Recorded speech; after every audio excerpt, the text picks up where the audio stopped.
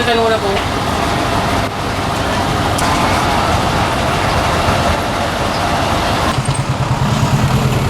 Para sa inyo sila? Ayan, kasi ito. Pagalitan na. Wala ko dapat din mga plastic.